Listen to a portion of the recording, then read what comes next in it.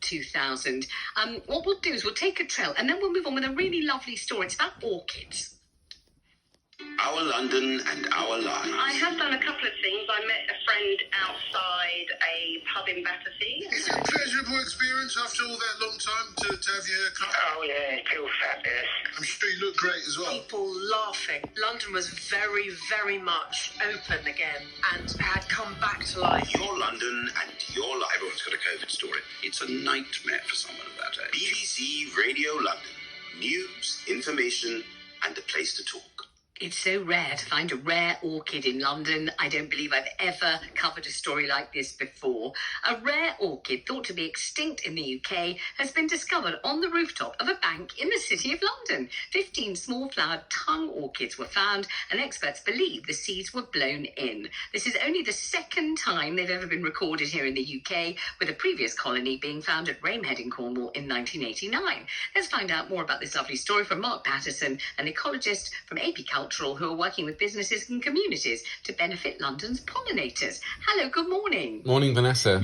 So tell me about AP Cultural, what you're actually doing. This is all about bees flourishing here in London, isn't it? That's what your life's work is. Yes, so I'm an ecologist, and I sort of my passion, my interest is pollinators and flowers and the interactions between pollinators and flowers, and I'm really passionate about getting businesses and communities to do their bit to help pollinators. So I'm working with lots of banks, hotels, financial institutes.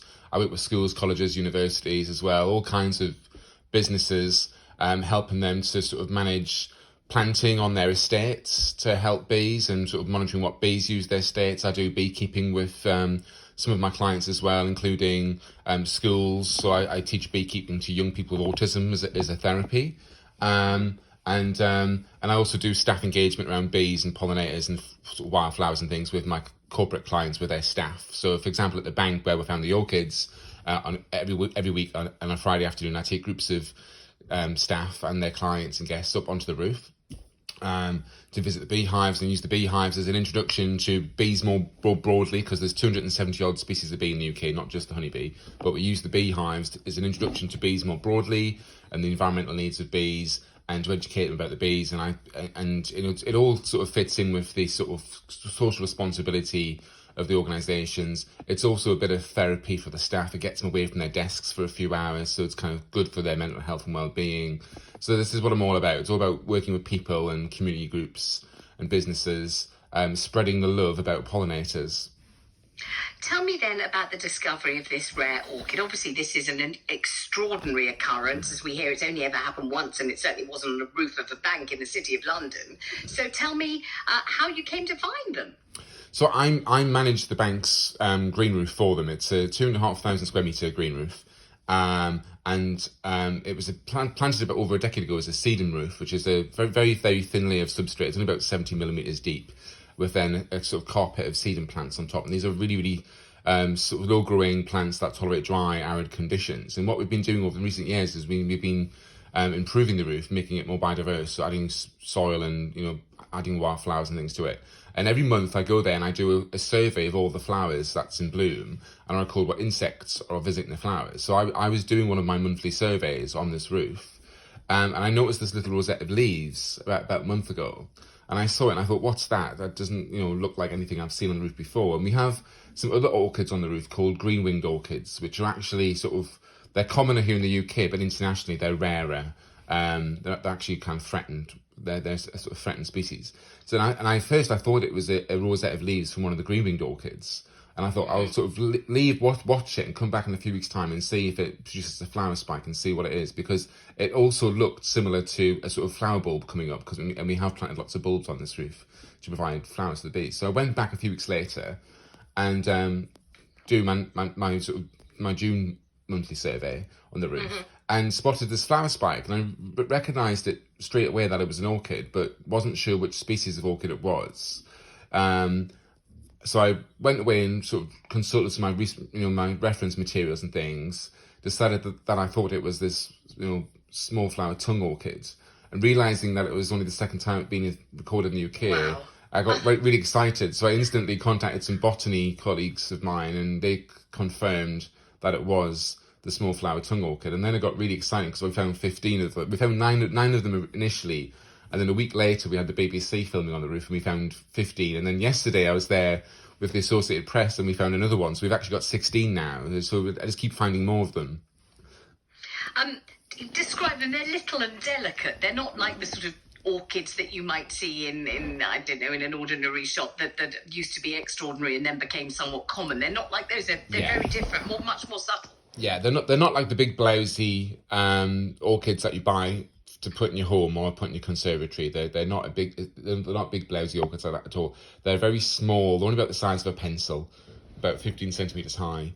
And they're basically, this is a very, very thin flower spike with these tiny little pale flowers. And if you look inside the flower, you see a sort of pinky coloured centre.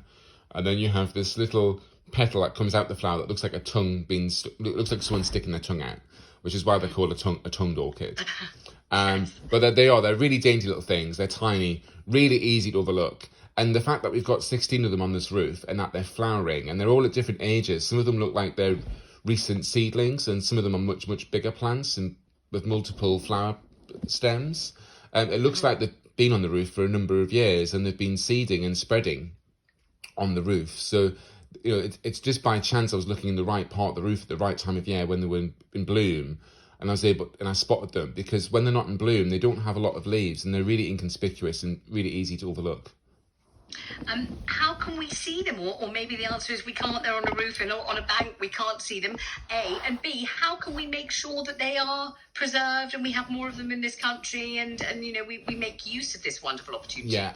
So, I mean, with regards to viewing the orchids, it's on the roof of a bank. It's a highly secured building and the roof access is very limited. But what we normally do in a normal year when, prior to COVID, every year in June, we would open the roof gardens as part of Open Garden Squares weekend, which is a scheme in London where all the private gardens open to the public and you can book to go visit a private garden. And we usually open the rooftop and do brief tours of the rooftop during Open Garden Squares. So, once we get over this COVID pandemic and things are back to some level of normality, we might be able to, in future years, take people up there to see the orchids as part of Open Garden Squares weekend, which coincidentally is the time of year when they're flowering. With regards to sort of preserving and safeguarding these orchids, rare orchids like this don't often survive long in the wild because unfortunately there are orchid collectors out there who seek out rare orchids in the wild and they go and dig them up and steal them. And the problem with that is that they're taking them out of the wild so that the wild population gets reduced.